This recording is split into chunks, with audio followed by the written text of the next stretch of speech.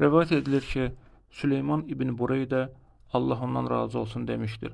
Mən Peyğəmbərin ona və ailəsinə Allahın salavatı və salamı olsun belə buyurduğunu eşitmişəm.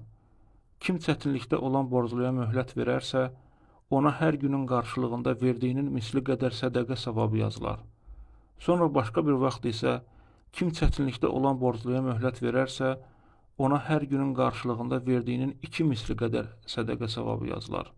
Dediyini eşitdim və dedim, ey Allahın elçisi, sənin bir dəfə kim çətinlikdə olan borcluya möhlət verərsə, ona hər günün qarşılığında verdiyinin misli qədər sədəqə savabı yazılar dediyini, sonra isə ona hər günün qarşılığında verdiyinin 2 misli qədər sədəqə savabı yazılar dediyini eşitdim.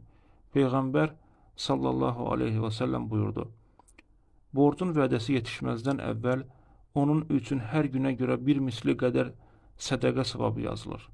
Borcun vədəsi gəlib çatdıqdan sonra möhlət verdikdə isə keçən hər bir günün qarşılığında verdiyinin 2 misli qədər sədəqə savabı yazılır.